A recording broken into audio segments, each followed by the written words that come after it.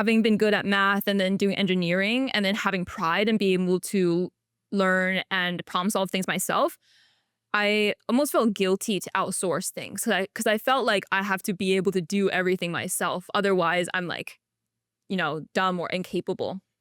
But you actually taught me that it's more valuable to spend your time on the higher level things that only you can do. And that when you're outsourcing, you're giving people who want a job actually. That's like what capitalism is.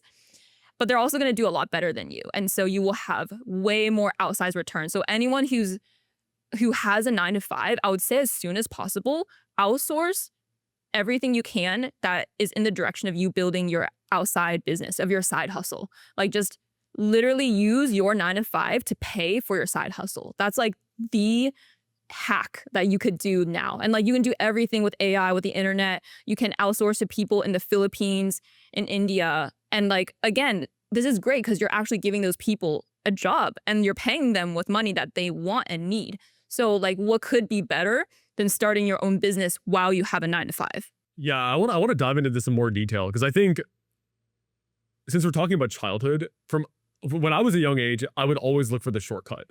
And I was always someone who, if I could find like a way to save time, to deploy capital to like make a goal happen faster, I would always do that. But my parents would tend to crack down on that. Like, I remember one day when I was probably like 12 or 13 years old, I like paid $3 on Amazon to get some like trading cards like one day earlier. And obviously that's not for a business or anything. That was just because I wanted it faster. But I got in so much trouble with my parents. They were like, you're not allowed to get anything anymore. Like, you just don't have freedom to like order anything you want. Like, you're done. Because I spent a few dollars to get something a bit faster. So that was almost the vibe, which is like, we do not spend money. Like, we do not spend money on anything like speed, anything you can do yourself. We do not spend money on that. And I would always kind of like be fighting against that in my mind. Like, because my natural disposition was, okay, why don't I just spend money to save time on this? Why don't I just kind of like try to get out of things that I think are useless? Like, when I was a kid, this is why like I struggled a bit in school. Not like actually meaning like I was still like an Asian kid. I was able to like get decent grades, obviously, and do well in standardized tests. But I would always struggle to do things that I thought were pointless, right? Like, for example, there's like a busy work assignment. Like, I would sit there for hours and I just like could not make myself do it, which is crazy. And now I think it makes sense because like with this entrepreneurial drive, if you're doing something that's quote unquote useless, you shouldn't be doing it. You should either pay someone to do it for you or find something else to do. But that's so contrary to school. In school, it's all about just like staying into the formula. Your teacher gives you this. If your teacher says memorize these 1,000 lines and say it over and over and over again, you better do that, right? And the people who thrive in school a lot of the time, I actually want to get your opinion on this because you are someone who thrived in school, but you're also an entrepreneur. Usually they're able to like be very, they can essentially like make themselves do something that they like don't care about or they see as pointless. And they can honestly like stay on track with these things. Whereas for me, like I remember last minute for every single exam I was studying, like I would procrastinate literally everything I did. And I feel like now those like skills actually help me in the world of entrepreneurship. So did you feel like, because you are an entrepreneur, but you also did well in school, like how do you basically square those two things together? Did you feel like you had that drive from an early age? You had more drive than I did. I think I was, in Chinese terms, like 老师, which means like, you do what your parents tell you to do and you do it happily. Like, you're a very good kid. And I was a very good kid. Like, my parents would always say that. Like, in fact, at my Chinese wedding, they were telling Sean, like, something you got to know about Amy. She's just a really good kid, Like, so my dad would emphasize so much so that like your heart like breaks, like how much of a good kid they are. So just to give you an idea, right? And so I am someone who's very good at having grit and doing what needs to be done. That helped with school. And I think that mindset is not like, oh, I was forcing myself to do it, but I was also happy to do it because I knew that, this would be good for my parents or my family or my future, right? And so if something is good for me, I will do it and I will do it happily because I think it's benefiting me. And that's a lot of the advice I give to my students or my audience as well. But with entrepreneurship, right, that's like a recipe for burnout. And that's something that I'm literally having to unlearn for all these years. And so I think it's like I did have a a foundation to be an entrepreneur, but I'm also someone who wants to do right by my parents or like whatever they think. And so I think what their beliefs are, they're literally ingrained in me as well. Growing up as an Asian immigrant kid, as you were too, we just didn't have the extra money to spend on things. We were saving it for college or like things that so it's not like we weren't willing to spend money on things that would help our future. It's we thought those were different things, if that makes sense, right? We thought that was college. What's interesting is I feel like I was not a good kid in the Asian mindset. It's so different, or it's so interesting. I was laughing because you were telling that story about how your dad is like, oh, Amy's such a good kid. Like, and the definition of being a good kid in kind of like the Asian mindset is they listen to pretty much everything your parents say. And like you said, not only do they listen, they do it with a smile on their face. It's kind of just like replicating everything your parents think. And I feel like ever since I was a kid, I like completely not disregarded, but like I was completely against most of what my parents said. So like if they told me something and I thought it was stupid, like I would do literally everything in my power to not do that. And only recently I've started to like trust my own judgment over my parents. Where like in the past few years, I'm like vocal with them now. If they tell me to do something, I will either just say okay and like do what I want, or I or I will literally be like, I disagree with you for this reason, and I'm planning on doing this. They've learned to accept it because they're like, this kid does whatever he wants, you know. But at this point, I think they're fine with it because I like have something to show for it. Where it's like I can show like by making my own decisions, by doing all this stuff, there's been like really good successful outcomes out of it. But I remember for the longest time when I didn't have that like trump card to show, which is like how much like the business I built, it was like super hard because I had this intuition that what I was doing was the right thing, but I had no proof to show my parents. I actually remember back when I didn't have any of my own money, I was like 18 or 19 years old. I wanted to spend on productivity apps so I could save time in school and on my YouTube channel.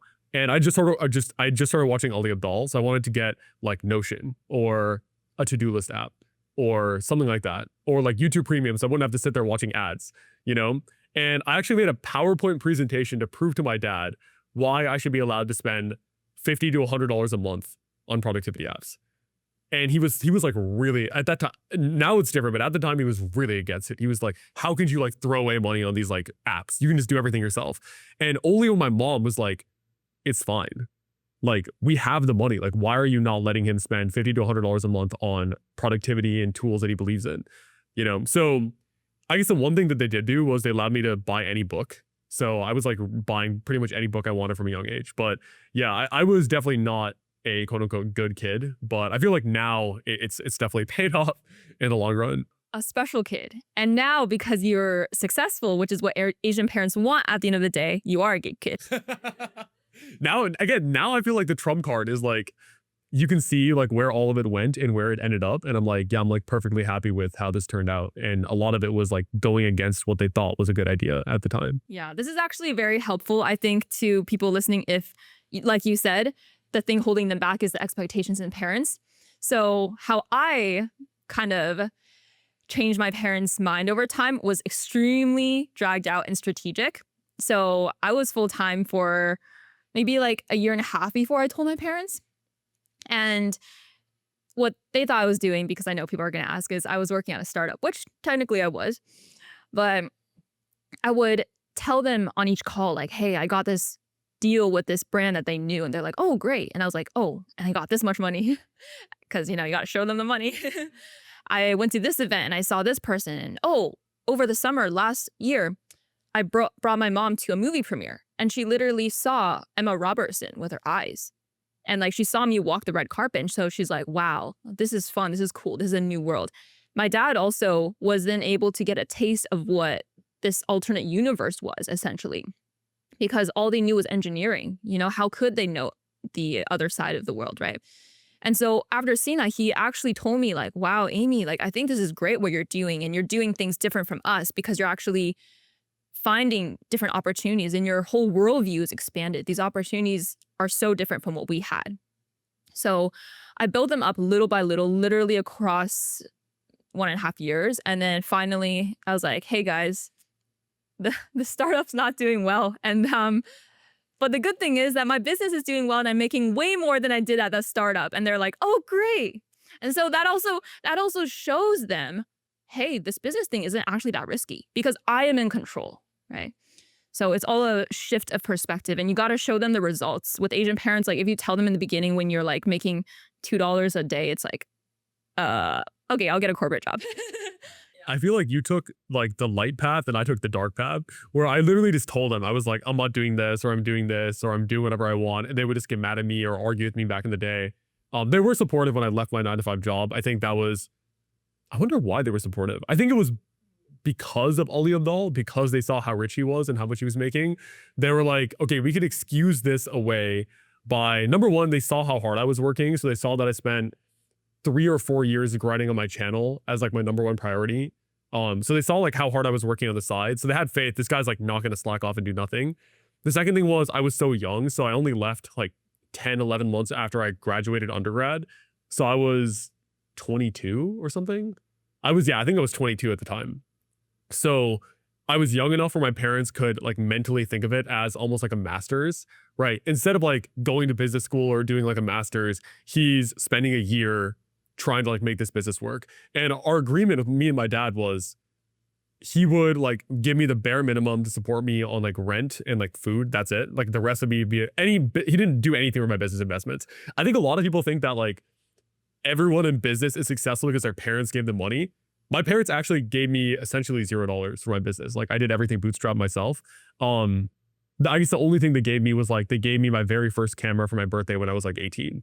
But I guess that was like, again, like $500-600, which most people who have a 9-to-5 job have more than $500-600 available, right? So they essentially provided a safety net, which I'm grateful to them for. They were like, hey, we'll give you a safety net. Worst case, you can always move back home for the next year. But in March of 2025, you have to be independent. Like you have to be able to make your own income. Like at that point, you either get a job or you make your own income. So it gave me like a 12-month countdown and a safety net to pull it off. And I remember for the first few months, I was so embarrassed when someone asked, like, how's the business going? I remember we were at some wedding in Mexico and it was June of 2024. So it was 2 or 3 months after I went full time on my business. I was losing money every month. So like I was not making any money. I was using my savings, or I was making money, but I wasn't profitable at the time. So I remember telling people, oh, like I'm a YouTuber. And they're like, oh, like YouTubers are really rich. How much money do you make? And at the time I was like, somehow I need to skirt this question. So yeah, it took a while, probably 6 months until I was like profitable, and my parents were kind of like supporting me throughout that process. But I do know that if I hadn't been able to make it work by March, they would have definitely been like, you need to go and get a corporate job. So I kind of just like did it before I showed signs of success, but it's interesting like the different routes we both take to get our parents on our side. My philosophy is that it's a lot more peaceful if you just make everyone happy, keep them happy, than just show them the results. One artist that I've been obsessed with listening to, especially while working out, is Connor Price.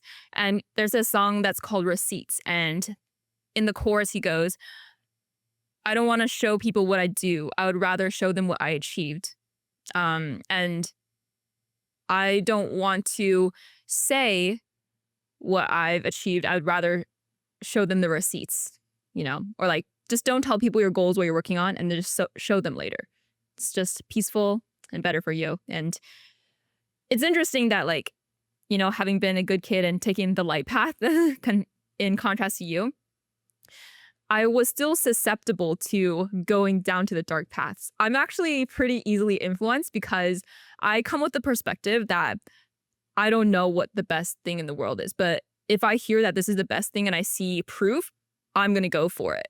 Right. And so I just saw the proof of like entrepreneurship in that. And I also had an interest in actually doing that. And so I think that what's most important is to keep an open mind, to never write off something, because when you're young, especially in your 20s, and you consider posting on social media, or you've considered making a side hustle, to me, it's just so mind-boggling to not try it. If you're trying to leave the 9-to-5 and build a business, this book has to be on your desk. $100 Million Money Models by Alex Hormozi. The whole $100 Million series genuinely changed the game for me. It helped me nail offer structure, pricing, and packaging, and how to pick models that actually scale, not just sound good on paper. I credit this series to helping me build $1 million business in my 20s after leaving my corporate job. Now here's the fun part. I bought 200 copies to give away to listeners who want to start or level up their business. Here's how to get yours. You need to leave a review review on Apple Podcasts or Spotify. An honest review, you can say whatever you want, screenshot it, and just email the screenshot to reviews@manazir.org. We'll then send you a link to claim a free copy. We cover the cost of the book, you just cover shipping. That's it. If you want the ultimate resource to get serious about your offer and revenue model, this is it. So just leave a review, screenshot it, and email us. There are only 200 copies available, so do this as fast as possible.